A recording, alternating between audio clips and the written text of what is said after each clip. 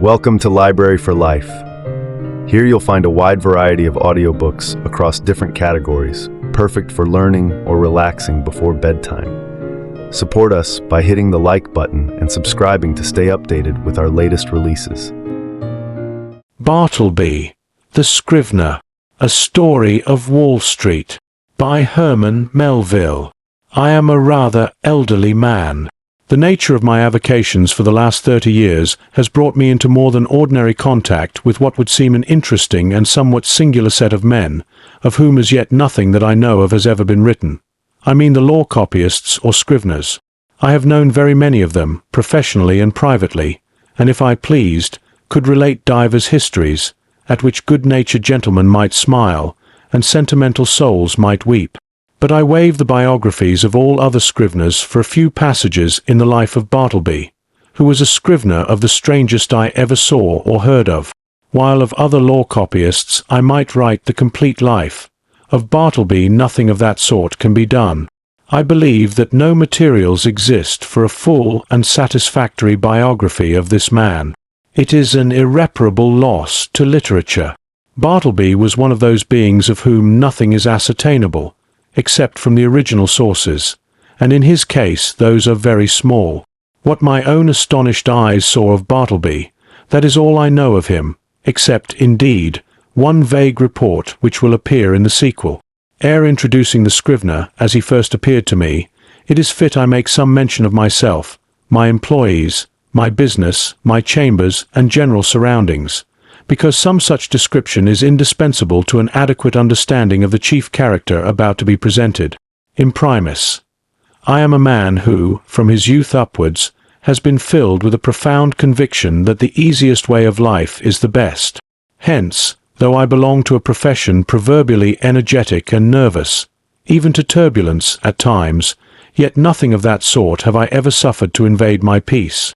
I am one of those unambitious lawyers who never addresses a jury, or in any way draws down public applause, but in the cool tranquillity of a snug retreat, do a snug business among rich men's bonds and mortgages and title deeds.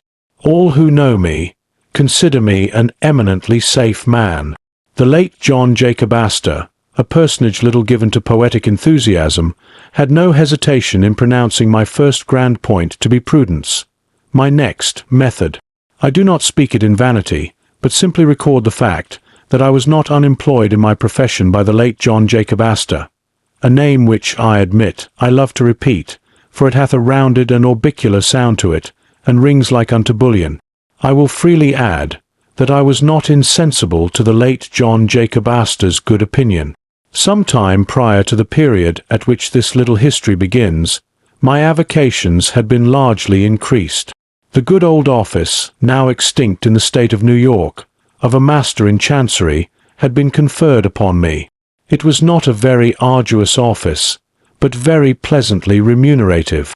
I seldom lose my temper, much more seldom indulge in dangerous indignation at wrongs and outrages, but I must be permitted to be rash here and declare that I consider the sudden and violent abrogation of the office of Master in Chancery by the new Constitution as a premature act, inasmuch as I had counted upon a life lease of the profits, whereas I only received those of a few short years. But this is by the way. My chambers were upstairs at No. Wall Street. At one end they looked upon the white wall of the interior of a spacious skylight shaft, penetrating the building from top to bottom. This view might have been considered rather tame than otherwise, deficient in what landscape painters call life. But if so, the view from the other end of my chambers offered, at least, a contrast, if nothing more. In that direction my windows commanded an unobstructed view of a lofty brick wall, black by age and everlasting shade, which wall required no spyglass to bring out its lurking beauties, but for the benefit of all near-sighted spectators, was pushed up to within 10 feet of my window panes. Owing to the great height of the surrounding buildings, and my chambers being on the second floor, the interval between this wall and mine not a little resembled a huge square cistern. At the period just preceding the advent of Bartleby, I had 2 persons as copyists in my employment, and a promising lad as an office boy. First, Turkey. Second, Nippers. Third, Ginger Nut. These may seem names, the like of which are not usually found in the directory. In truth, they were nicknames, mutually conferred upon each other by my 3 clerks, and were deemed expressive of their respective persons or characters. Turkey was a short, pursy Englishman of about my own age, that is, somewhere not far from 60. In the morning, one might say, his face was of a fine florid hue, but after 12 o'clock meridian, his dinner hour, it blazed like a grate full of Christmas coals, and continued blazing, but as it were with a gradual wane, till 6 o'clock p.m. or thereabouts, after which I saw no more of the proprietor of the face, which gaining its meridian with the sun, seemed to set with it, to rise, culminate, and decline the following day, with the like regularity and undiminished glory.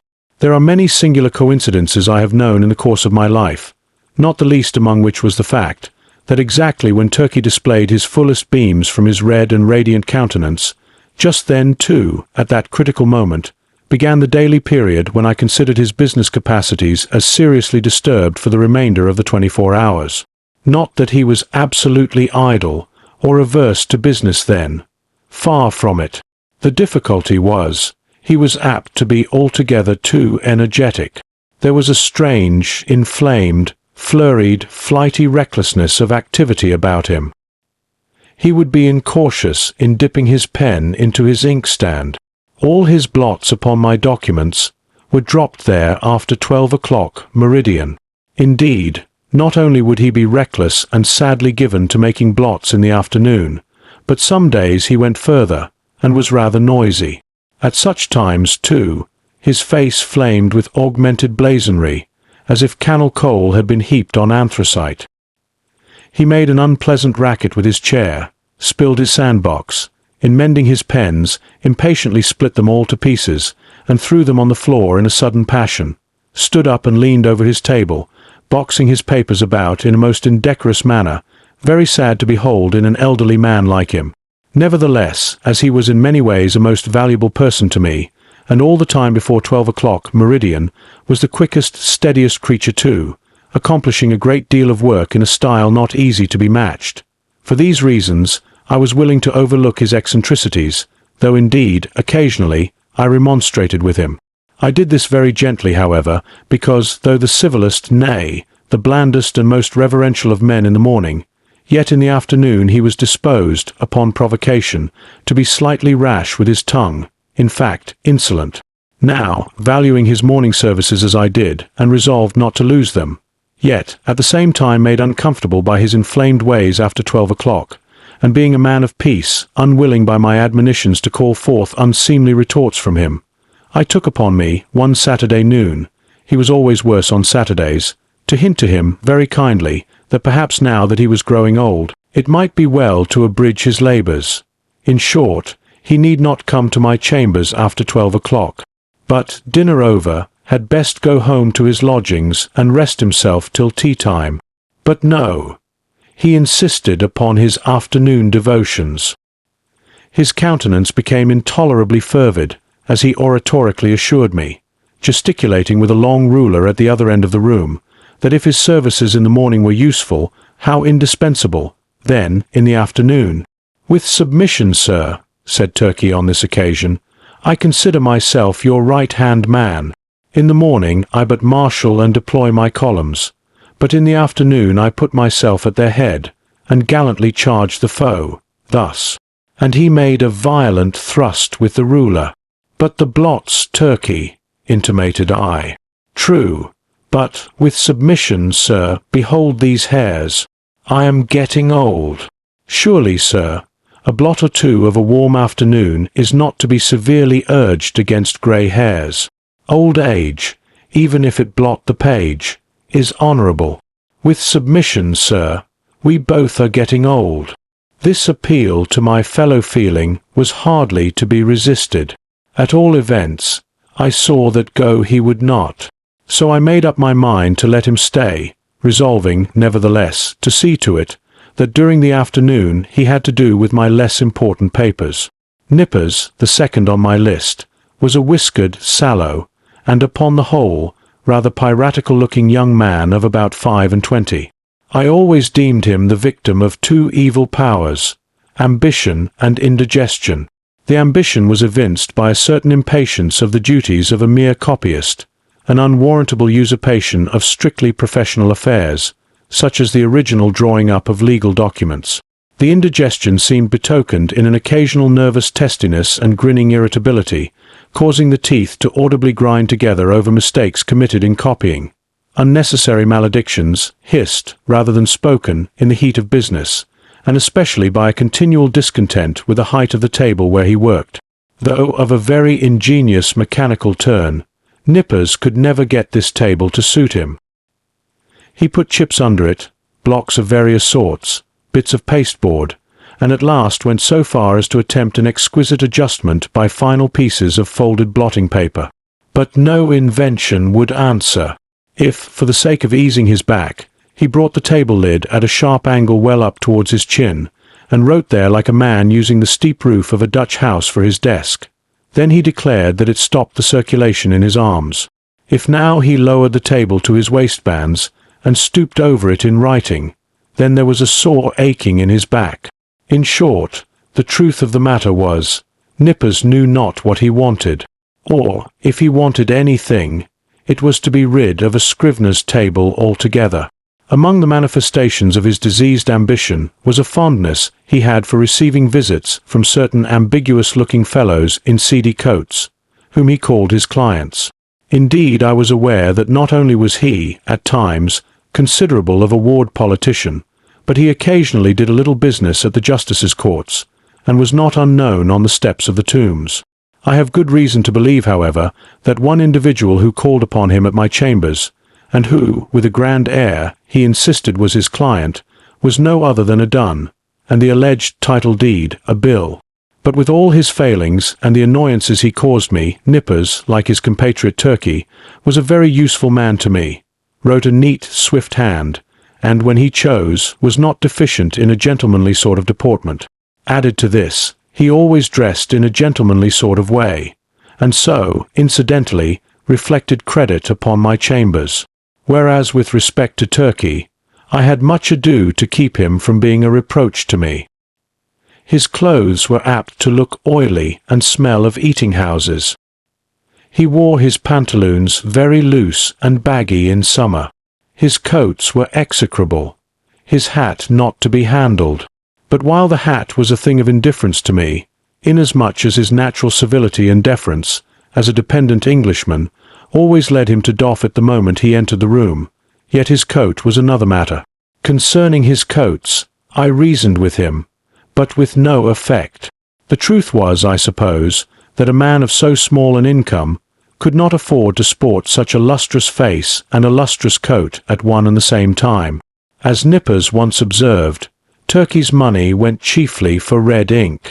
One winter day I presented Turkey with a highly respectable-looking coat of my own, a padded grey coat, of a most comfortable warmth, and which buttoned straight up from the knee to the neck. I thought Turkey would appreciate the favour, and abate his rashness and obstreperousness of afternoons. But no. I verily believe that buttoning himself up in so downy and blanket-like a coat had a pernicious effect upon him, upon the same principle that too much oats are bad for horses. In fact, precisely as a restive horse is said to feel his oats, so Turkey felt his coat. It made him insolent. He was a man whom prosperity harmed. Though concerning the self-indulgent habits of Turkey I had my own private surmises, yet touching Nippers I was well persuaded that whatever might be his faults in other respects, he was, at least, a temperate young man. But indeed, nature herself seemed to have been his vintner, and at his birth charged him so thoroughly with an irritable, brandy-like disposition that all subsequent potations were needless. When I consider how, amid the stillness of my chambers, Nippers would sometimes impatiently rise from his seat, and stooping over his table, spread his arms wide apart, seize the whole desk, and move it, and jerk it, with a grim, grinding motion on the floor, as if the table were a perverse voluntary agent, intent on thwarting and vexing him, I plainly perceived that for Nippers, brandy and water were altogether superfluous. It was fortunate for me that, owing to its peculiar cause, indigestion, the irritability and consequent nervousness of Nippers were mainly observable in the morning, while in the afternoon he was comparatively mild. So that Turkey's paroxysms only coming on about 12 o'clock, I never had to do with their eccentricities at one time. Their fits relieved each other like guards. When Nippers was on, Turkey's was off, and vice versa. This was a good natural arrangement under the circumstances. Ginger Nut, the third on my list, was a lad some 12 years old. His father was a carman, ambitious of seeing his son on the bench instead of a cart, before he died. So he sent him to my office as student at law, errand boy and cleaner and sweeper, at the rate of $1 a week. He had a little desk to himself, but he did not use it much. Upon inspection, the drawer exhibited a great array of the shells of various sorts of nuts. Indeed, to this quick-witted youth, the whole noble science of the law was contained in a nutshell. Not the least among the employments of Ginger Nut, as well as one which he discharged with the most alacrity, was his duty as cake and apple purveyor for Turkey and Nippers.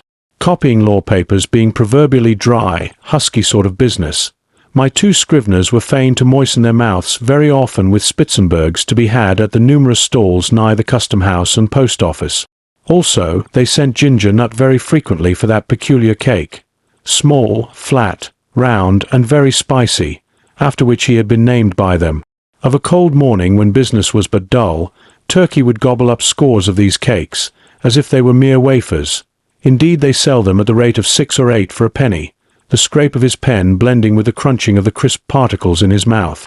Of all the fiery afternoon blunders and flurried rashnesses of Turkey, was his once moistening a ginger cake between his lips, and clapping it on to a mortgage for a seal. I came within an ace of dismissing him then, but he mollified me by making an oriental bow, and saying, "With submission, sir, it was generous of me to find you in stationery on my own account. Now my original business, that of a conveyancer and title hunter, and drawer-up of recondite documents of all sorts, was considerably increased by receiving the master's office. There was now great work for Scriveners. Not only must I push the clerks already with me, but I must have additional help."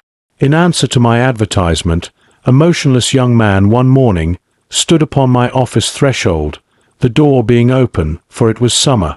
I can see that figure now, pallidly neat, pitiably respectable, incurably forlorn. It was Bartleby. After a few words touching his qualifications, I engaged him, glad to have among my corps of copyists a man of so singularly sedate an aspect, which I thought might operate beneficially upon the flighty temper of Turkey and the fiery one of Nippers.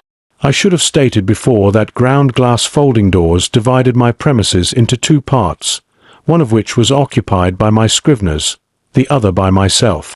According to my humour, I threw open these doors, or closed them. I resolved to assign Bartleby a corner by the folding doors, but on my side of them, so as to have this quiet man within easy call, in case any trifling thing was to be done. I placed his desk close up to a small side window in that part of the room, a window which originally had afforded a lateral view of certain grimy backyards and bricks, but which, owing to subsequent erections, commanded at present no view at all, though it gave some light.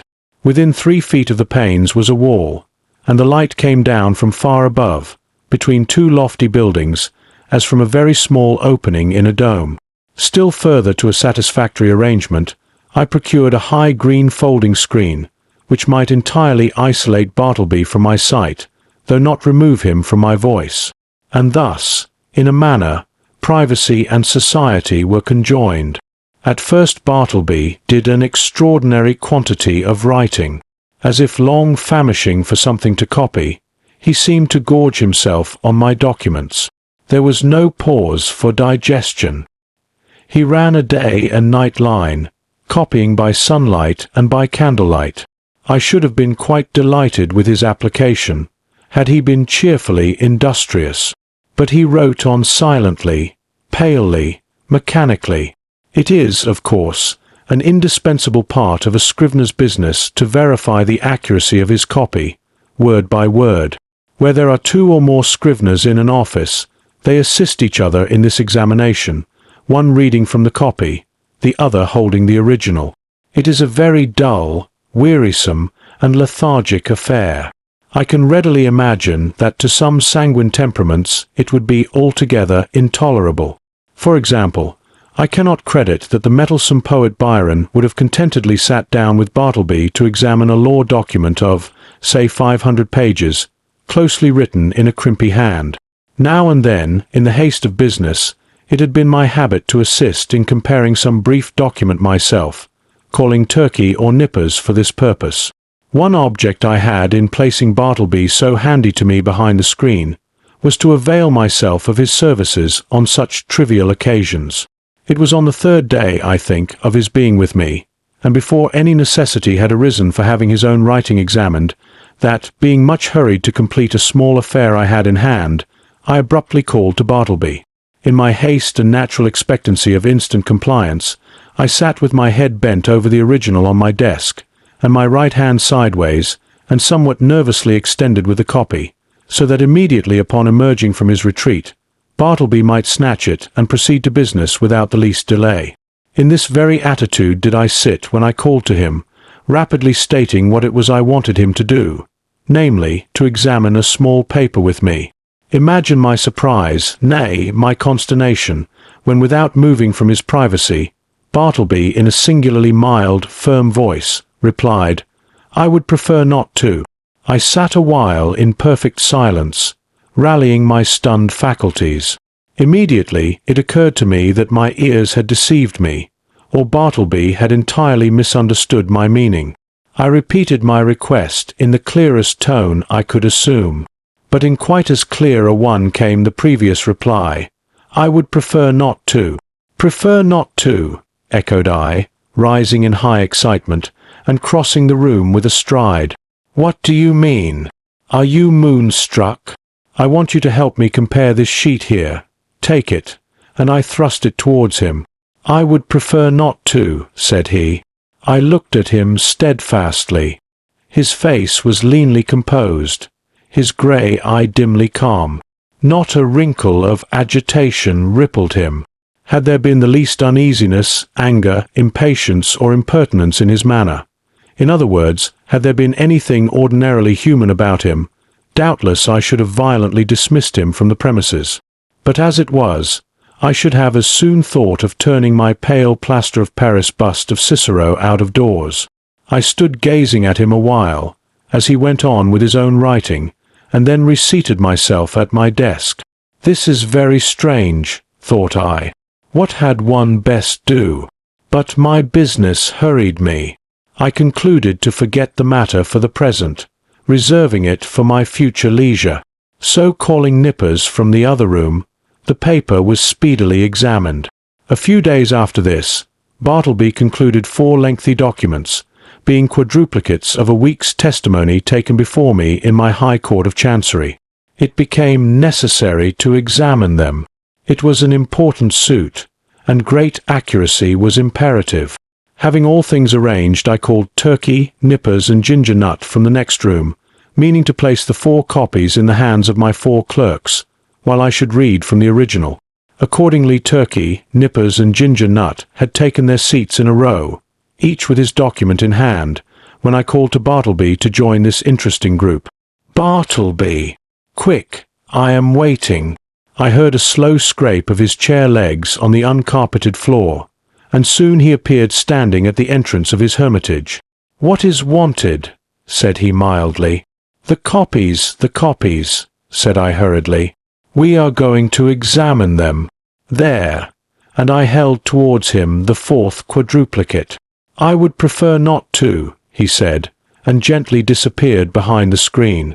For a few moments I was turned into a pillar of salt, standing at the head of my seated column of clerks.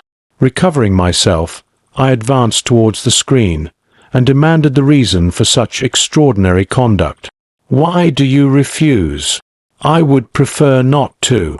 With any other man I should have flown outright into a dreadful passion, scorned all further words, and thrust him ignominiously from my presence.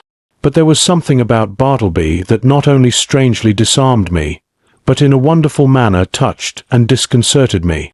I began to reason with him. "These are your own copies we are about to examine. It is labor-saving to you, because one examination will answer for your 4 papers. It is common usage. Every copyist is bound to help examine his copy. Is it not so? Will you not speak? Answer. I prefer not to, he replied in a flute-like tone.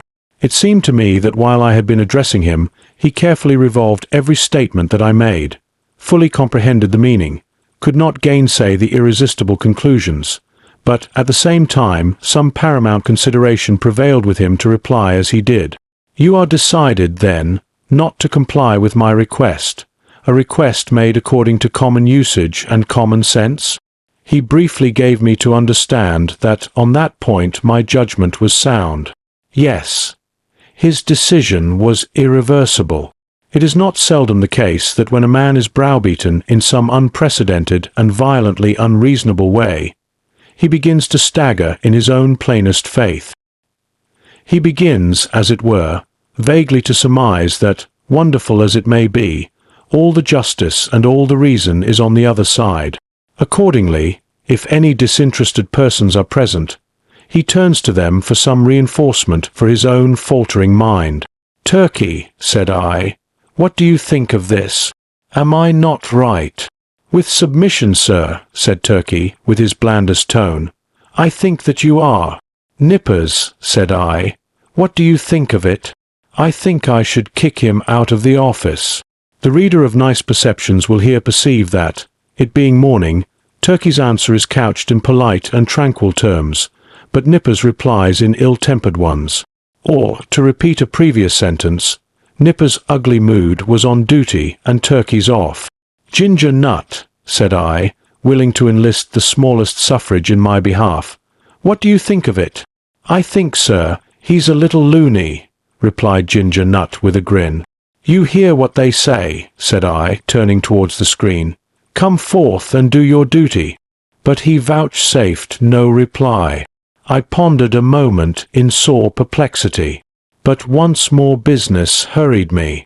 I determined again to postpone the consideration of this dilemma to my future leisure. With a little trouble we made out to examine the papers without Bartleby, though at every page or two, Turkey deferentially dropped his opinion that this proceeding was quite out of the common, while Nippers, twitching in his chair with a dyspeptic nervousness, ground out between his set teeth occasional hissing maledictions against the stubborn oaf behind the screen. And for his, Nippers' part, this was the first and the last time he would do another man's business without pay. Meanwhile Bartleby sat in his hermitage, oblivious to everything but his own peculiar business there. Some days passed, the Scrivener being employed upon another lengthy work. His late remarkable conduct led me to regard his ways narrowly. I observed that he never went to dinner, indeed that he never went anywhere. As yet I had never of my personal knowledge known him to be outside of my office. He was a perpetual sentry in the corner. At about 11 o'clock, though, in the morning, I noticed that Ginger Nut would advance toward the opening in Bartleby's screen, as if silently beckoned thither by a gesture invisible to me where I sat. The boy would then leave the office jingling a few pence, and reappear with a handful of ginger nuts which he delivered in the hermitage, receiving 2 of the cakes for his trouble. He lives, then, on ginger nuts, thought I, never eats a dinner, properly speaking. He must be a vegetarian then, but no, he never eats even vegetables, he eats nothing but ginger nuts. My mind then ran on in reveries concerning the probable effects upon the human constitution of living entirely on ginger nuts. Ginger nuts are so called because they contain ginger as one of their peculiar constituents, and the final flavoring one. Now what was ginger? A hot, spicy thing. Was Bartleby hot and spicy? Not at all. Ginger, then, had no effect upon Bartleby. Probably he preferred it should have none. Nothing so aggravates an earnest person as a passive resistance. If the individual so resisted be of a not inhumane temper, and the resisting one perfectly harmless in his passivity, then, in the better moods of the former, he will endeavour charitably to construe to his imagination what proves impossible to be solved by his judgment. Even so, for the most part, I regarded Bartleby and his ways. Poor fellow, thought I, he means no mischief. It is plain he intends no insolence. His aspect sufficiently evinces that his eccentricities are involuntary. He is useful to me. I can get along with him. If I turn him away, the chances are he will fall in with some less indulgent employer, and then he will be rudely treated, and perhaps driven forth miserably to starve. Yes, here I can cheaply purchase a delicious self-approval. To befriend Bartleby, to humour him in his strange wilfulness, will cost me little or nothing, while I lay up in my soul what will eventually prove a sweet morsel for my conscience. But this mood was not invariable with me. The passiveness of Bartleby sometimes irritated me. I felt strangely goaded on to encounter him in new opposition, to elicit some angry spark from him answerable to my own. But indeed I might as well have essayed to strike fire with my knuckles against a bit of Windsor soap. But one afternoon the evil impulse in me mastered me, and the following little scene ensued. "Bartleby," said I, "when those papers are all copied, I will compare them with you." "I would prefer not to." "How? Surely you do not mean to persist in that mulish vagary?" No answer. I threw open the folding doors nearby, and turning upon Turkey and Nippers, exclaimed in an excited manner, "He says, a second time, he won't examine his papers. What do you think of it, Turkey?" It was afternoon, be it remembered. Turkey sat glowing like a brass boiler, his bald head steaming, his hands reeling among his blotted papers. "Think of it," roared Turkey. "I think I'll just step behind his screen and black his eyes for him." So saying, Turkey rose to his feet and threw his arms into a pugilistic position. He was hurrying away to make good his promise, when I detained him, alarmed at the effect of incautiously rousing Turkey's combativeness after dinner. "Sit down, Turkey," said I, "and hear what Nippers has to say. What do you think of it, Nippers? Would I not be justified in immediately dismissing Bartleby?" "Excuse me, that is for you to decide, sir. I think his conduct quite unusual, and indeed unjust, as regards Turkey and myself. But it may only be a passing whim." "Ah," exclaimed I, "you have strangely changed your mind then. You speak very gently of him now." "All beer," cried Turkey. "Gentleness is effects of beer. Nippers and I dined together today. You see how gentle I am, sir. Shall I go and black his eyes?" "You refer to Bartleby, I suppose." "No, not today, Turkey," I replied. "Pray, put up your fists." I closed the doors, and again advanced towards Bartleby. I felt additional incentives tempting me to my fate. I burned to be rebelled against again. I remembered that Bartleby never left the office. "Bartleby," said I, "Ginger Nut is away. Just step round to the post office, won't you? It was but a 3-minute walk, and see if there is anything for me." "I would prefer not to." "You will not." "I prefer not." I staggered to my desk, and sat there in a deep study. My blind inveteracy returned.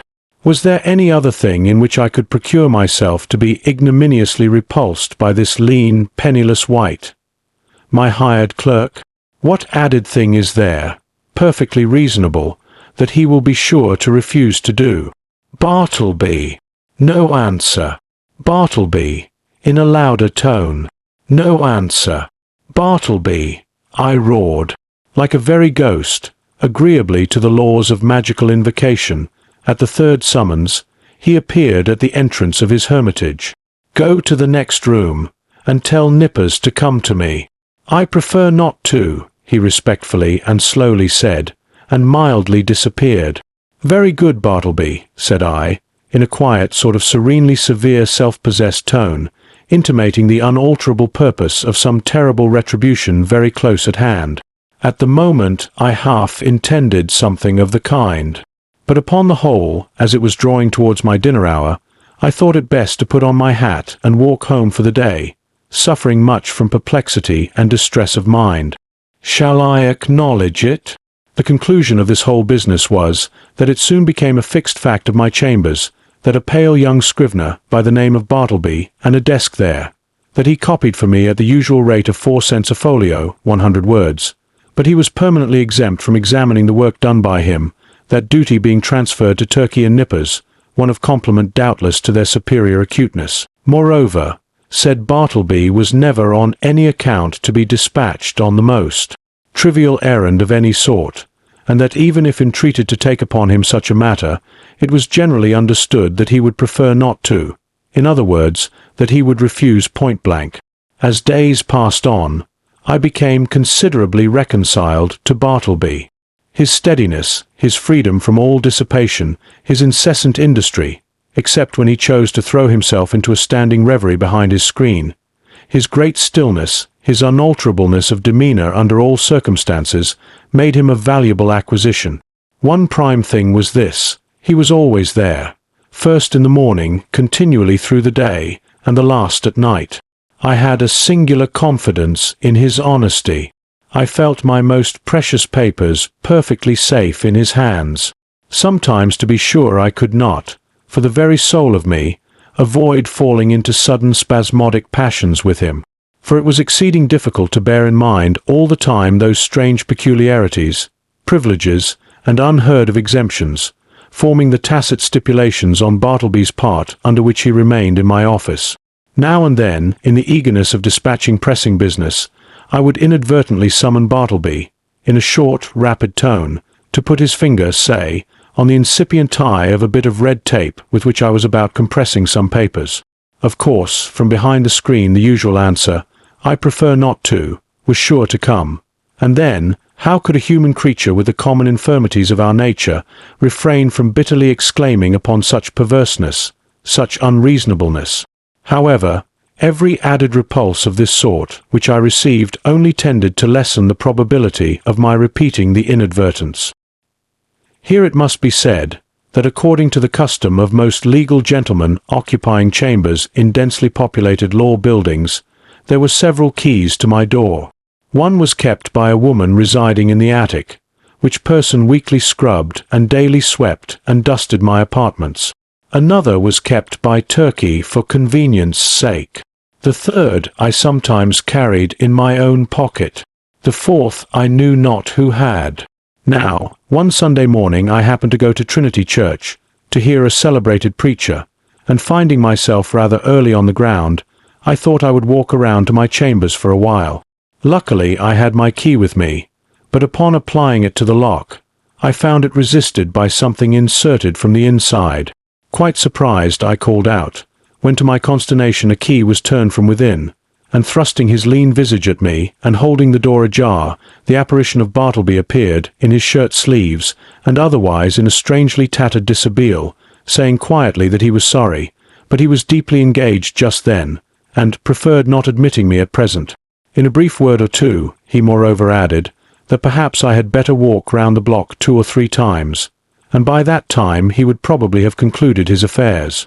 Now, the utterly unsurmised appearance of Bartleby, tenanting my law chambers of a Sunday morning, with his cadaverously gentlemanly nonchalance, yet withal firm and self-possessed, had such a strange effect upon me, that incontinently I slunk away from my own door, and did as desired, but not without sundry twinges of impotent rebellion against the mild effrontery of this unaccountable scrivener. Indeed, it was his wonderful mildness chiefly, which not only disarmed me, but unmanned me, as it were. For I consider that one, for the time, is a sort of unmanned when he tranquilly permits his hired clerk to dictate to him, and order him away from his own premises. Furthermore, I was full of uneasiness as to what Bartleby could possibly be doing in my office in his shirt sleeves, and in an otherwise dismantled condition of a Sunday morning. Was anything amiss going on? Nay, that was out of the question. It was not to be thought of for a moment that Bartleby was an immoral person. But what could he be doing there? Copying? Nay, again, whatever might be his eccentricities, Bartleby was an eminently decorous person. He would be the last man to sit down to his desk in any state approaching to nudity. Besides, it was Sunday, and there was something about Bartleby that forbade the supposition that he would by any secular occupation violate the proprieties of the day. Nevertheless, my mind was not pacified, and full of a restless curiosity, at last I returned to the door. Without hindrance I inserted my key, opened it, and entered. Bartleby was not to be seen. I looked round anxiously, peeped behind his screen, but it was very plain that he was gone. Upon more closely examining the place, I surmised that for an indefinite period Bartleby must have ate, dressed, and slept in my office, and that too without plate, mirror, or bed. The cushioned seat of a rickety old sofa in one corner bore the faint impress of a lean, reclining form. Rolled away under his desk I found a blanket, under the empty grate a blacking box and brush, on a chair a tin basin with soap and a ragged towel, in a newspaper a few crumbs of ginger nuts and a morsel of cheese. Yes, thought I, it is evident enough that Bartleby has been making his home here, keeping bachelor's hall all by himself. Immediately then the thought came sweeping across me, what miserable friendlessness and loneliness are here revealed. His poverty is great, but his solitude, how horrible! Think of it. Of a Sunday, Wall Street is deserted as Petra, and every night of every day it is an emptiness. This building too, which of weekdays hums with industry and life, at nightfall echoes with sheer vacancy, and all through Sunday is forlorn. And here Bartleby makes his home, sole spectator of a solitude which he has seen all populous, a sort of innocent and transformed Marius brooding among the ruins of Carthage. For the first time in my life, a feeling of overpowering, stinging melancholy seized me. Before, I had never experienced aught but a not unpleasing sadness. The bond of a common humanity now drew me irresistibly to gloom. A fraternal melancholy. For both I and Bartleby were sons of Adam. I remembered the bright silks and sparkling faces I had seen that day, in gala trim, swan-like sailing down the Mississippi of Broadway, and I contrasted them with the pallid copyist, and thought to myself, ah, happiness courts the light, so we deem the world is gay, but misery hides aloof, so we deem that misery there is none. These sad fancyings, chimeras, doubtless, of a sick and silly brain, led on to other and more special thoughts, concerning the eccentricities of Bartleby. Presentiments of strange discoveries hovered round me. The Scrivener's pale form appeared to me laid out, among uncaring strangers, in its shivering winding sheet. Suddenly I was attracted by Bartleby's closed desk, the key in open sight left in the lock. I mean no mischief, seek the gratification of no heartless curiosity, thought I. Besides, the desk is mine, and its contents too, so I will make bold to look within. Everything was methodically arranged, the papers smoothly placed. The pigeonholes were deep, and removing the files of documents, I groped into their recesses.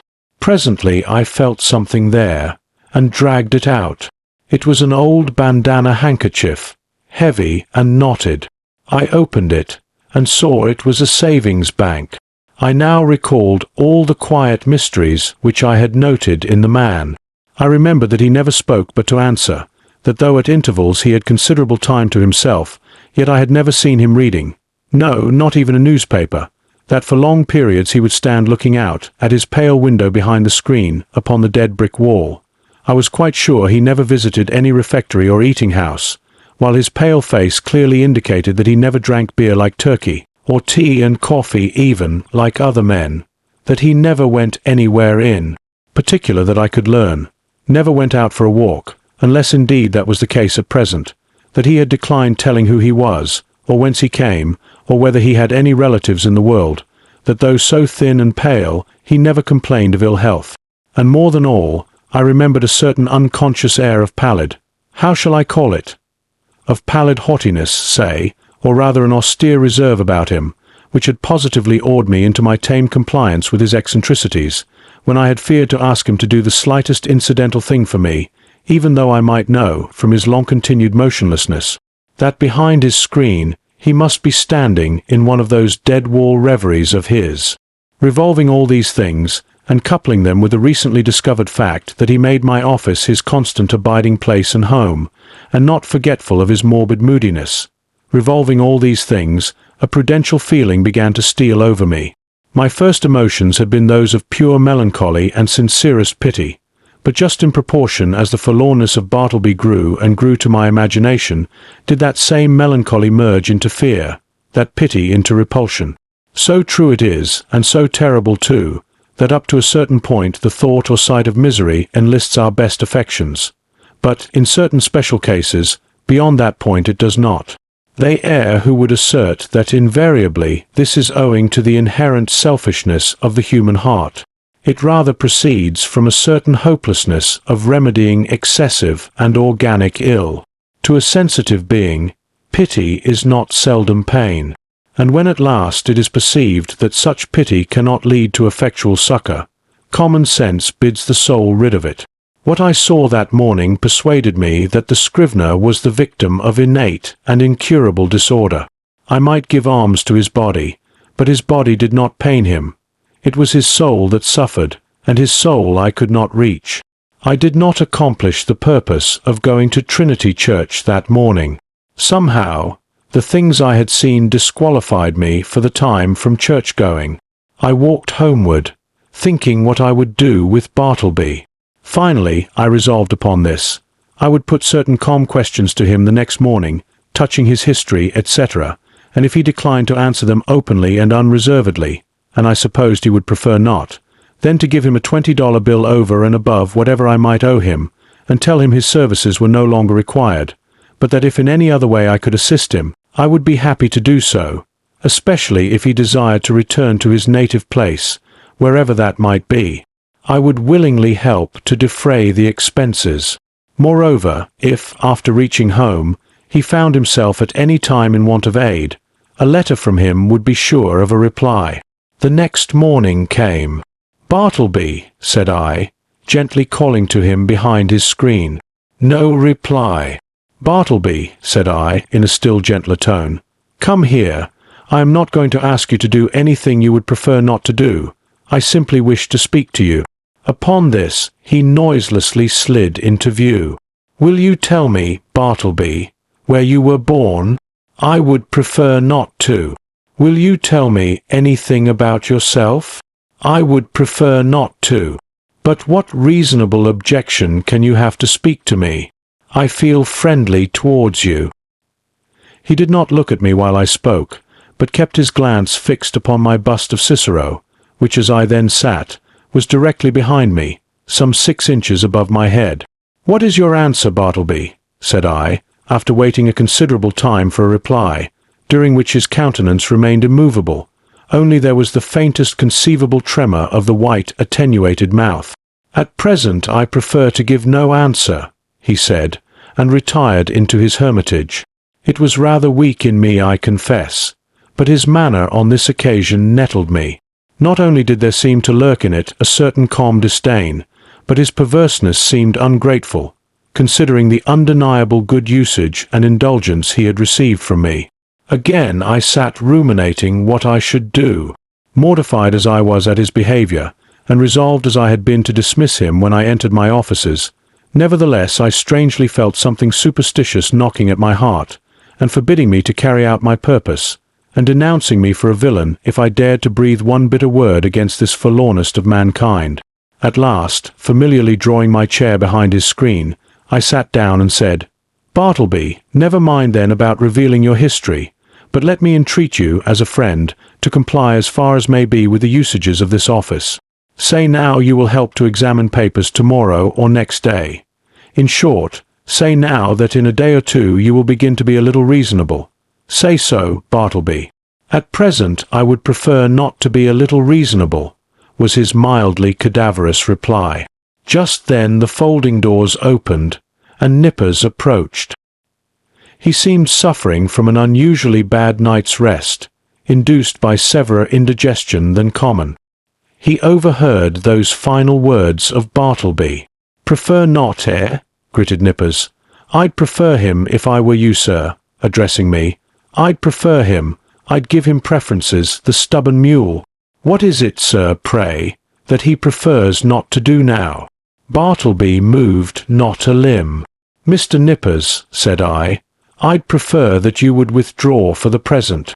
Somehow, of late I had got into the way of involuntarily using this word, prefer, upon all sorts of not exactly suitable occasions, and I trembled to think that my contact with the Scrivener had already and seriously affected me in a mental way, and what further and deeper aberration might it not yet produce? This apprehension had not been without efficacy in determining me to summary means. As Nippers, looking very sour and sulky, was departing, Turkey blandly and deferentially approached. "With submission, sir," said he, "yesterday I was thinking about Bartleby here, and I think that if he would but prefer to take a quart of good ale every day, it would do much towards mending him, and enabling him to assist in examining his papers." "So you have got the word too?" said I, slightly excited. "With submission, what word, sir?" asked Turkey, respectfully crowding himself into the contracted space behind the screen, and by so doing, making me jostle the Scrivener. "What word, sir?" "I would prefer to be left alone here," said Bartleby, as if offended at being mobbed in his privacy. "That's the word, Turkey," said I. "That's it." "Oh, prefer? Oh yes, queer word. I never use it myself. But, sir, as I was saying, if he would but prefer—" "Turkey," interrupted I, "you will please withdraw." "Oh, certainly, sir, if you prefer that I should." As he opened the folding door to retire, Nippers at his desk caught a glimpse of me, and asked whether I would prefer to have a certain paper copied on blue paper or white. He did not in the least roguishly accent the word prefer. It was plain that it involuntarily rolled from his tongue. I thought to myself, surely I must get rid of a demented man, who already has in some degree turned the tongues, if not the heads of myself and clerks. But I thought it prudent not to break the dismission at once. The next day I noticed that Bartleby did nothing but stand at his window in his dead-wall reverie. Upon asking him why he did not write, he said that he had decided upon doing no more writing. "Why, how now? What next?" exclaimed I. "Do no more writing?" "No more. And what is the reason?" "Do you not see the reason for yourself?" he indifferently replied. I looked steadfastly at him, and perceived that his eyes looked dull and glazed. Instantly it occurred to me that his unexampled diligence in copying by his dim window for the first few weeks of his stay with me might have temporarily impaired his vision. I was touched. I said something in condolence with him. I hinted that of course he did wisely in abstaining from writing for a while, and urged him to embrace that opportunity of taking wholesome exercise in the open air. This, however, he did not do. A few days after this, my other clerks being absent, and being in a great hurry to dispatch certain letters by the mail, I thought that, having nothing else earthly to do, Bartleby would surely be less inflexible than usual, and carry these letters to the post office. But he blankly declined. So, much to my inconvenience, I went myself. Still added days went by. Whether Bartleby's eyes improved or not, I could not say. To all appearance, I thought they did. But when I asked him if they did, he vouchsafed no answer. At all events, he would do no copying. At last, in reply to my urgings, he informed me that he had permanently given up copying. "What?" exclaimed I. "Suppose your eyes should get entirely well, better than ever before, would you not copy then?" "I have given up copying," he answered, and slid aside. He remained as ever, a fixture in my chamber. Nay, if that were possible, he became still more of a fixture than before. What was to be done? He would do nothing in the office. Why should he stay there? In plain fact, he had now become a millstone to me, not only useless as a necklace, but afflictive to bear. Yet I was sorry for him. I speak less than truth when I say that, on his own account, he occasioned me uneasiness. If he would but have named a single relative or friend, I would instantly have written, and urged their taking the poor fellow away to some convenient retreat. But he seemed alone, absolutely alone in the universe, a bit of wreck in the mid-Atlantic. At length, necessities connected with my business tyrannized over all other considerations. Decently as I could, I told Bartleby that in 6 days' time he must unconditionally leave the office. I warned him to take measures, in the interval, for procuring some other abode. I offered to assist him in this endeavor, if he himself would but take the first step towards a removal. And when you finally quit me, Bartleby, added I shall see that you go not away entirely unprovided. 6 days from this hour, remember. At the expiration of that period, I peeped behind the screen, and lo! Bartleby was there. I buttoned up my coat, balanced myself, advanced slowly towards him, touched his shoulder, and said, "The time has come. You must quit this place. I am sorry for you. Here is money, but you must go." "I would prefer not," he replied, with his back still towards me. "You must." He remained silent. Now I had an unbounded confidence in this man's common honesty. He had frequently restored to me sixpences and shillings carelessly dropped upon the floor, for I am apt to be very reckless in such shirt-button affairs. The proceeding then which followed will not be deemed extraordinary. "Bartleby," said I owe you $12 on account. Here are 32, the odd 20 are yours. Will you take it?" And I handed the bills towards him. But he made no motion. "I will leave them here then," putting them under a weight on the table. Then taking my hat and cane and going to the door, I tranquilly turned and added, "After you have removed your things from these offices, Bartleby, you will of course lock the door, since everyone is now gone for the day but you, and if you please, slip your key underneath the mat, so that I may have it in the morning. I shall not see you again, so good-bye to you. If hereafter in your new place of abode I can be of any service to you, do not fail to advise me by letter. Good-bye, Bartleby, and fare you well." But he answered not a word. Like the last column of some ruined temple, he remained standing mute and solitary in the middle of the otherwise deserted room. As I walked home in a pensive mood, my vanity got the better of my pity. I could not but highly plume myself on my masterly management in getting rid of Bartleby. Masterly I call it, and such it must appear to any dispassionate thinker. The beauty of my procedure seemed to consist in its perfect quietness. There was no vulgar bullying, no bravado of any sort, no choleric hectoring, and striding to and fro across the apartment, jerking out vehement commands for Bartleby to bundle himself off with his beggarly traps. Nothing of the kind. Without loudly bidding Bartleby depart, as an inferior genius might have done, I assumed the ground that depart he must, and upon that assumption built all I had to say. The more I thought over my procedure, the more I was charmed with it. Nevertheless, next morning, upon awakening, I had my doubts. I had somehow slept off the fumes of vanity. One of the coolest and wisest hours a man has is just after he awakes in the morning. My procedure seemed as sagacious as ever, but only in theory. How it would prove in practice, there was the rub. It was truly a beautiful thought to have assumed Bartleby's departure, but, after all, that assumption was simply my own, and none of Bartleby's. The great point was, not whether I had assumed that he would quit me, but whether he would prefer so to do. He was more a man of preferences than assumptions.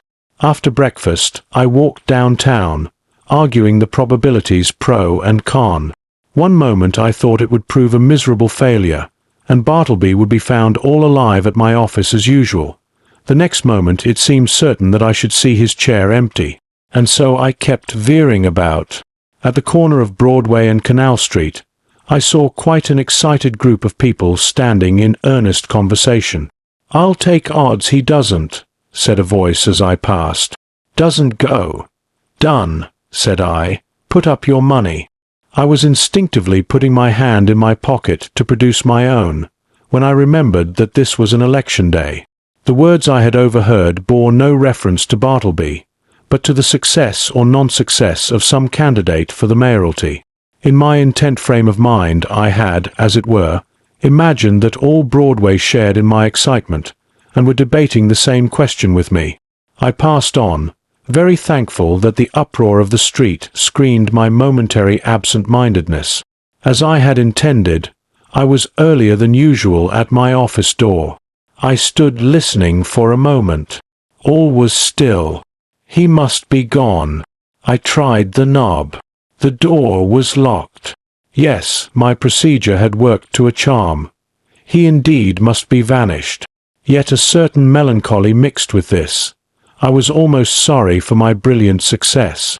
I was fumbling under the doormat for the key, which Bartleby was to have left there for me, when accidentally my knee knocked against a panel, producing a summoning sound, and in response a voice came to me from within.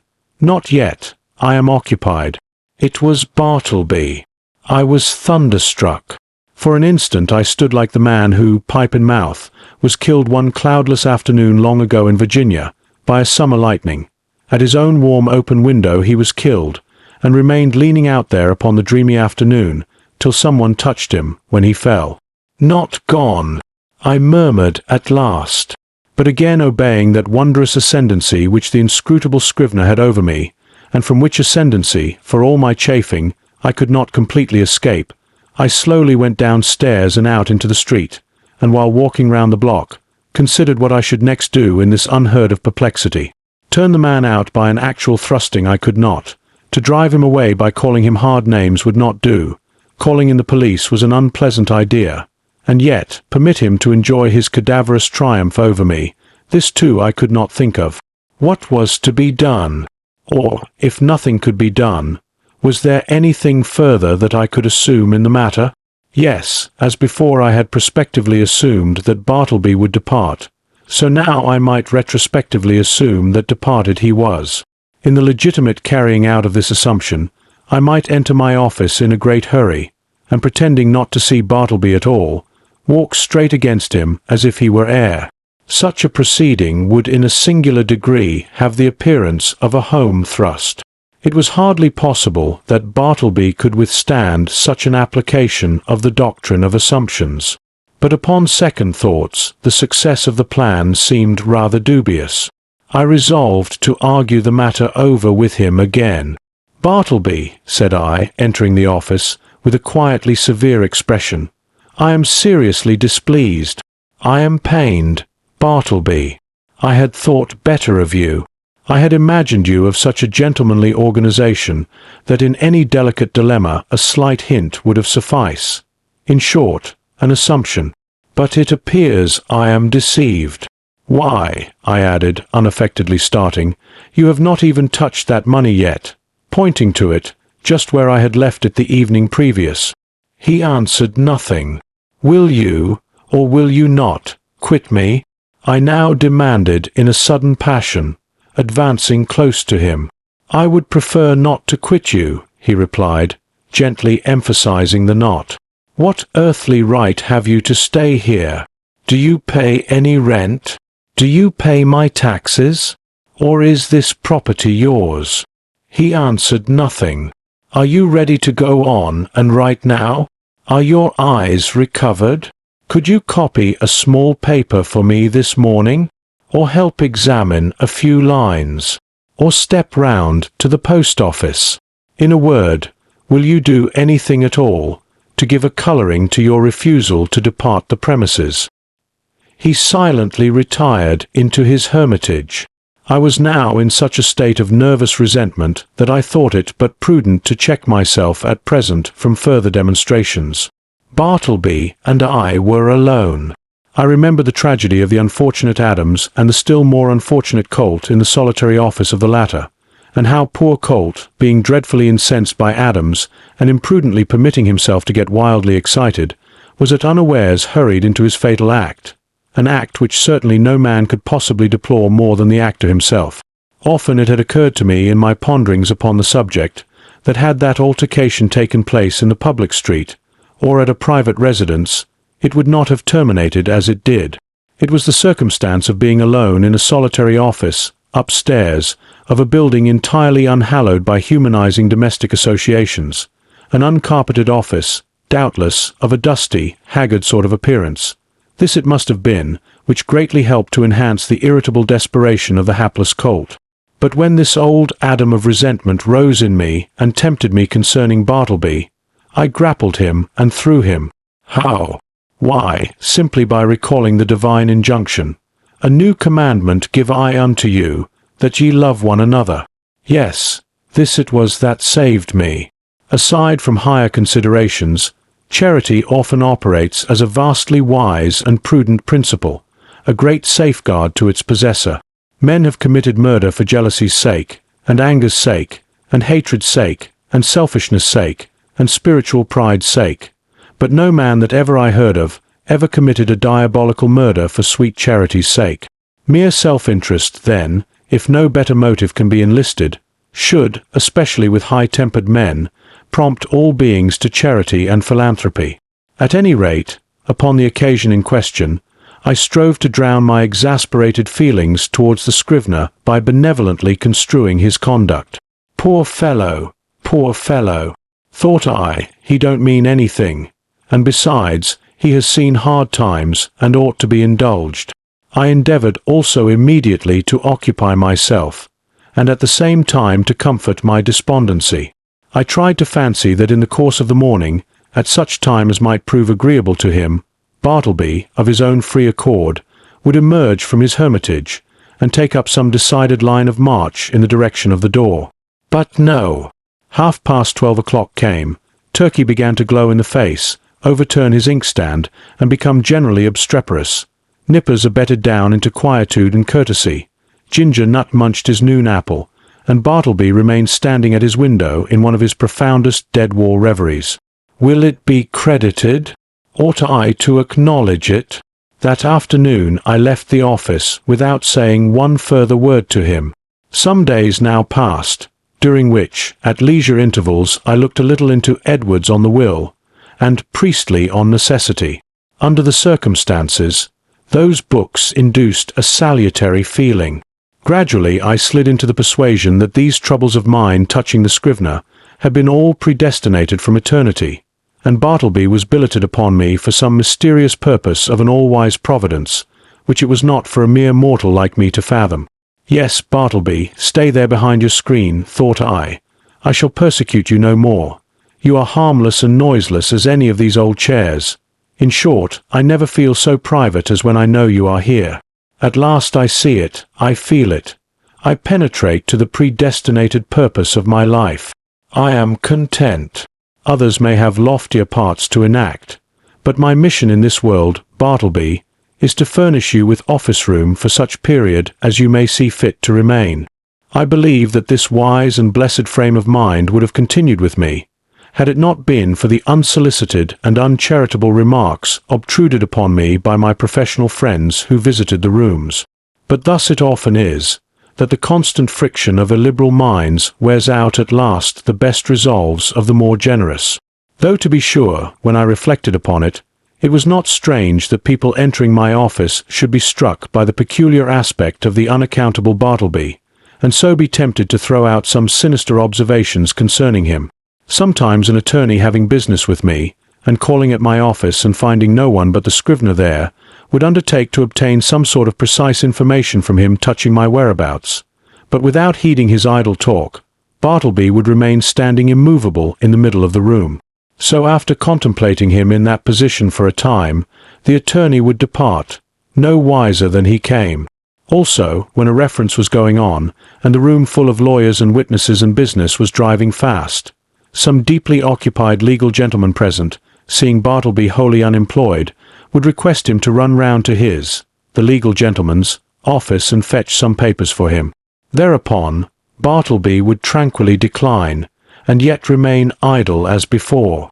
Then the lawyer would give a great stare, and turn to me, and what could I say?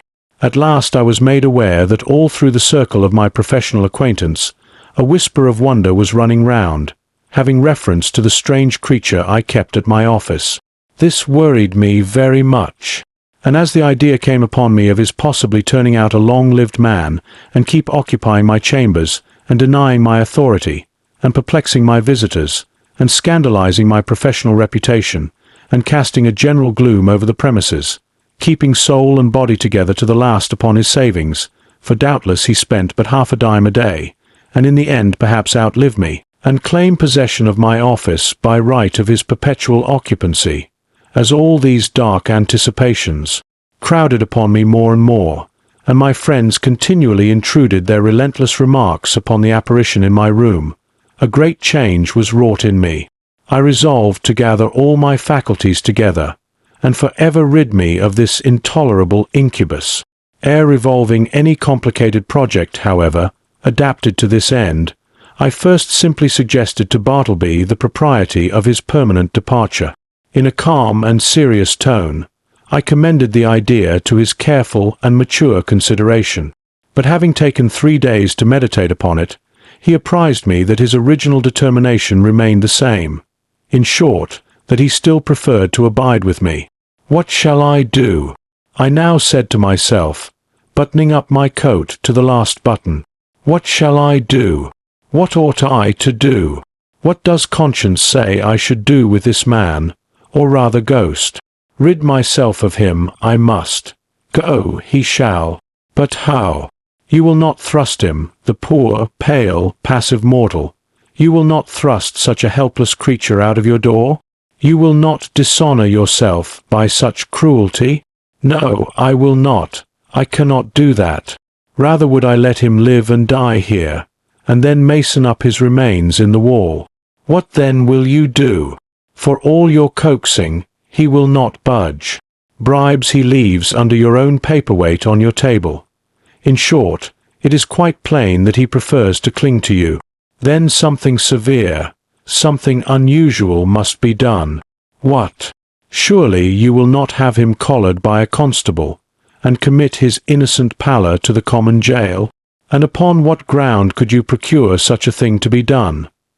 A vagrant, is he? What? He a vagrant, a wanderer, who refuses to budge. It is because he will not be a vagrant, then, that you seek to count him as a vagrant. That is too absurd. No visible means of support. There I have him. Wrong again, for indubitably he does support himself, and that is the only unanswerable proof that any man can show of his possessing the means so to do. No more then. Since he will not quit me, I must quit him. I will change my offices. I will move elsewhere, and give him fair notice that if I find him on my new premises I will then proceed against him as a common trespasser. Acting accordingly, next day I thus addressed him. I find these chambers too far from the city hall. The air is unwholesome. In a word, I propose to remove my offices next week, and shall no longer require your services. I tell you this now, in order that you may seek another place. He made no reply, and nothing more was said. On the appointed day I engaged carts and men, proceeded to my chambers, and having but little furniture, everything was removed in a few hours. Throughout, the Scrivener remained standing behind the screen, which I directed to be removed the last thing. It was withdrawn, and being folded up like a huge folio, left him the motionless occupant of a naked room. I stood in the entry watching him a moment, while something from within me upbraided me.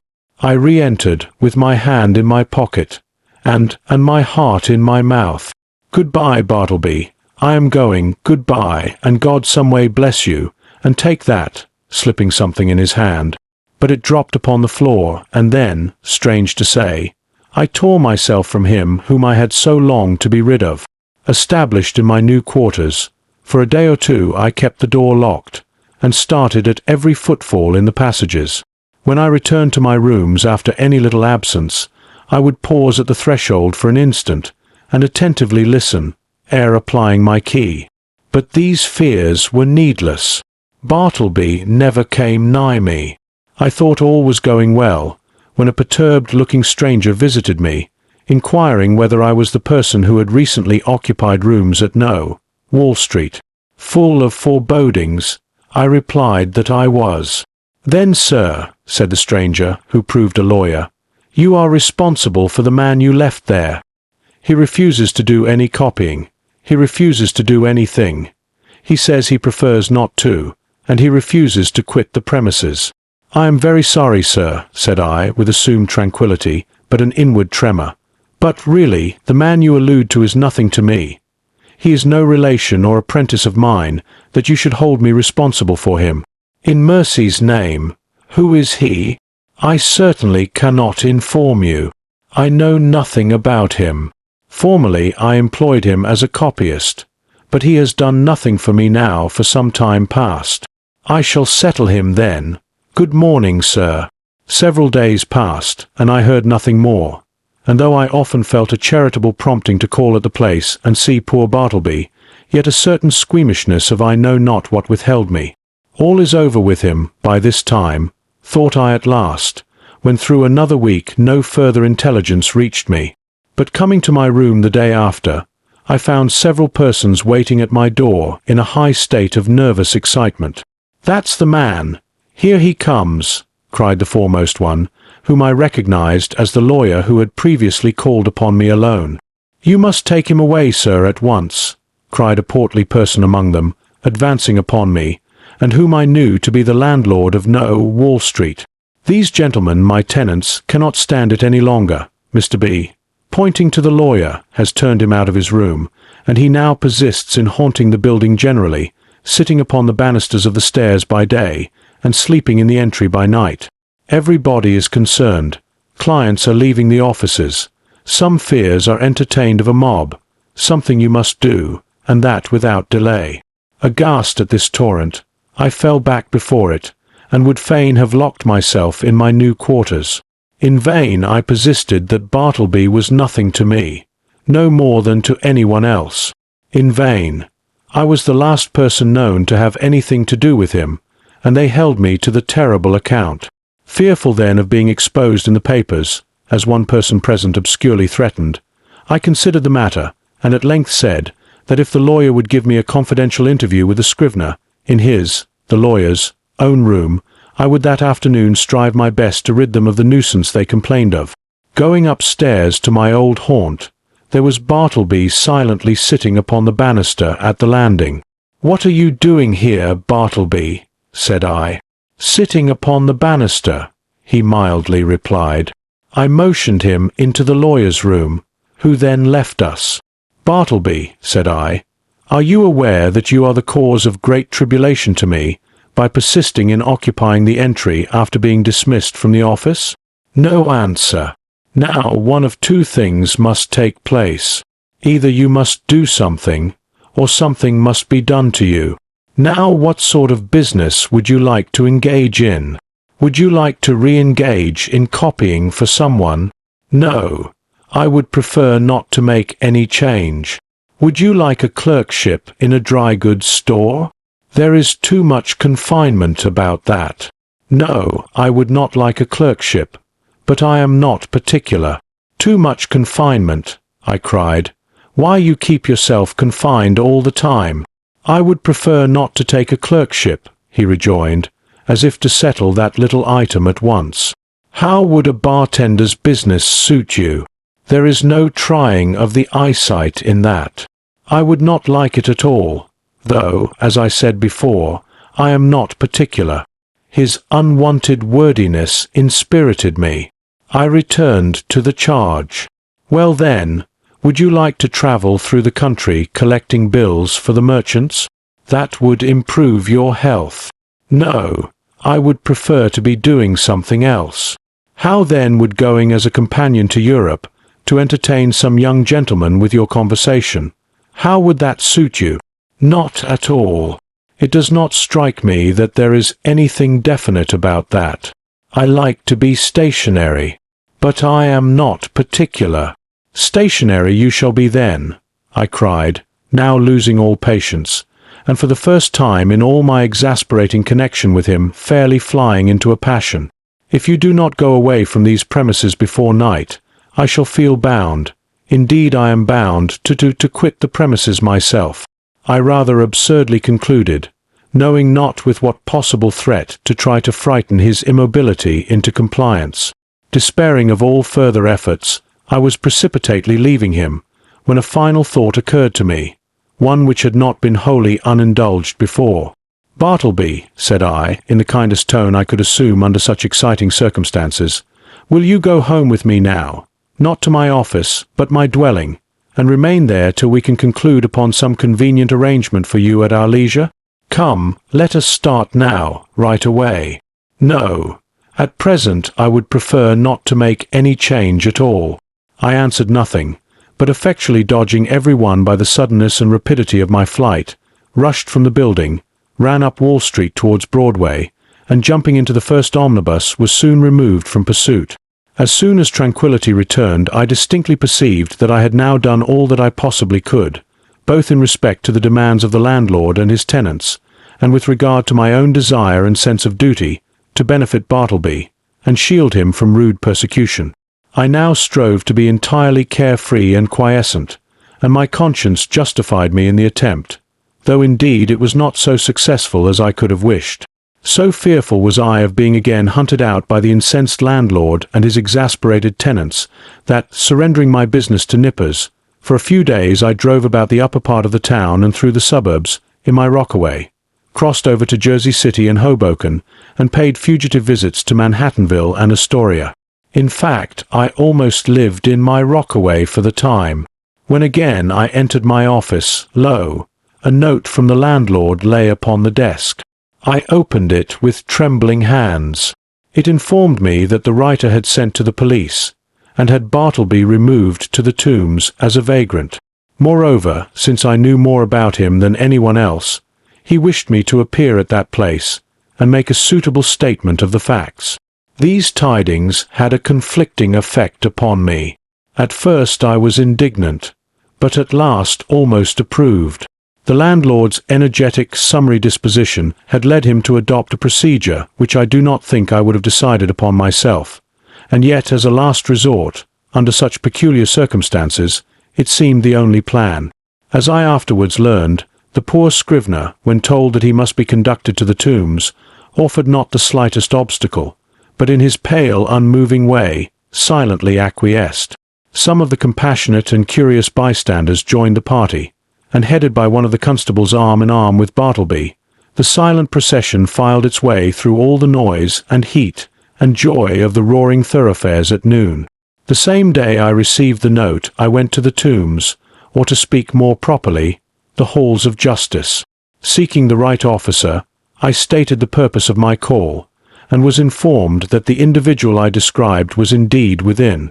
I then assured the functionary that Bartleby was a perfectly honest man, and greatly to be compassionate, however unaccountably eccentric. I narrated all I knew, and closed by suggesting the idea of letting him remain in as indulgent confinement as possible till something less harsh might be done, though indeed I hardly knew what. At all events, if nothing else could be decided upon, the almshouse must receive him. I then begged to have an interview. Being under no disgraceful charge, and quite serene and harmless in all his ways, they had permitted him freely to wander about the prison, and especially in the enclosed grass-platted yard thereof. And so I found him there, standing all alone in the quietest of the yards, his face towards a high wall, while all around, from the narrow slits of the jail windows, I thought I saw peering out upon him the eyes of murderers and thieves. "Bartleby, I know you," he said, without looking round, "and I want nothing to say to you." "It was not I that brought you here, Bartleby," said I, keenly pained at his implied suspicion. "And to you, this should not be so vile a place. Nothing reproachful attaches to you by being here. And see, it is not so sad a place as one might think.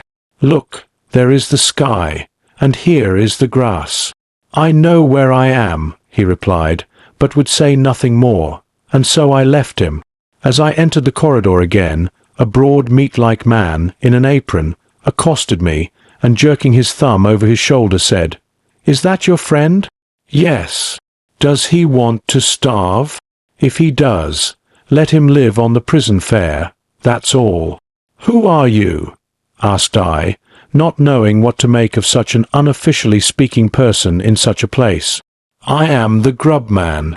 Such gentlemen as have friends here hire me to provide them with something good to eat." "Is this so?" said I, turning to the turnkey. He said it was. Well then, said I, slipping some silver into the grubman's hands, for so they called him. I want you to give particular attention to my friend there. Let him have the best dinner you can get, and you must be as polite to him as possible. Introduce me, will you? Said the grubman, looking at me with an expression which seemed to say he was all impatience for an opportunity to give a specimen of his breeding. Thinking it would prove of benefit to the Scrivener, I acquiesced, and asking the grubman his name, went up with him to Bartleby. Bartleby, this is Mr. Cutlets. You will find him very useful to you. Your servant, sir, your servant, said the grubman, making a low salutation behind his apron. Hope you find it pleasant here, sir. Spacious grounds, cool apartments, sir. Hope you'll stay with us some time. Try to make it agreeable. May Mrs. Cutlets and I have the pleasure of your company to dinner, sir, in Mrs. Cutlets' private room. I prefer not to dine today, said Bartleby, turning away. It would disagree with me. I am unused to dinners. So saying, he slowly moved to the other side of the enclosure, and took up a position fronting the dead wall. How's this? Said the grubman, addressing me with a stare of astonishment. He's odd, ain't he? I think he is a little deranged, said I sadly. Deranged? Deranged, is it? Well now, upon my word, I thought that friend of yourn was a gentleman forger. They are always pale and genteel like, them forgers. I can't pity 'em. Can't help it, sir. Did you know Monroe Edwards? He added touchingly, and paused. Then, laying his hand pityingly on my shoulder, sighed. He died of consumption at Sing Sing. So you weren't acquainted with Monroe? No, I was never socially acquainted with any forgers. But I cannot stop longer. Look to my friend yonder. You will not lose by it. I will see you again. Some few days after this, I again obtained admission to the tombs, and went through the corridors in quest of Bartleby, but without finding him. I saw him coming from his cell not long ago, said a turnkey. Maybe he's gone to loiter in the yards. So I went in that direction. Are you looking for the silent man? Said another turnkey passing me. Yonder he lies, sleeping in the yard there. 'Tis not 20 minutes since I saw him lie down. The yard was entirely quiet. It was not accessible to the common prisoners. The surrounding walls, of amazing thickness, kept off all sounds behind them. The Egyptian character of the masonry weighed upon me with its gloom, but a soft, imprisoned turf grew underfoot. The heart of the eternal pyramids, it seemed, wherein, by some strange magic, through the clefts, grass seed, dropped by birds, had sprung. Strangely huddled at the base of the wall, his knees drawn up, and lying on his side, his head touching the cold stones, I saw the wasted Bartleby. But nothing stirred. I paused, then went close up to him, stooped over, and saw that his dim eyes were open, otherwise he seemed profoundly sleeping. Something prompted me to touch him. I felt his hand, when a tingling shiver ran up my arm and down my spine to my feet. The round face of the grubman peered upon me now. His dinner is ready. Won't he dine today, either? Or does he live without dining? Lives without dining, said I, and closed his eyes. He's asleep, ain't he? With kings and counsellors, murmured I. There would seem little need for proceeding further in this history. Imagination will readily supply the meagre recital of poor Bartleby's interment. But ere parting with the reader, let me say that if this little narrative has sufficiently interested him to awaken curiosity as to who Bartleby was, and what manner of life he led prior to the present narrator's making his acquaintance, I can only reply that in such curiosity I fully share, but am wholly unable to gratify it. Yet here I hardly know whether I should divulge one little item of rumour, which came to my ear a few months after the Scrivener's decease. Upon what basis it rested, I could never ascertain, and hence, how true it is I cannot now tell. But inasmuch as this vague report has not been without certain strange suggestive interest to me, however sad, It may prove the same with some others, and so I will briefly mention it. The report was this: that Bartleby had been a subordinate clerk in the dead letter office at Washington, from which he had been suddenly removed by a change in the administration. When I think over this rumor, I cannot adequately express the emotions which seize me. Dead letters. Does it not sound like dead men? Conceive a man by nature and misfortune prone to a pallid hopelessness. Can any business seem more fitted to heighten it than that of continually handling these dead letters, and assorting them for the flames? For by the cartload they are annually burned. Sometimes from out the folded paper the pale clerk takes a ring. The finger it was meant for, perhaps, moulders in the grave, a banknote sent in swiftest charity. He whom it would relieve, nor eats nor hungers any more. Pardon for those who died despairing. Hope for those who died unhoping. Good tidings for those who died stifled by unrelieved calamities. On errands of life, these letters speed to death. Our Bartleby, our humanity,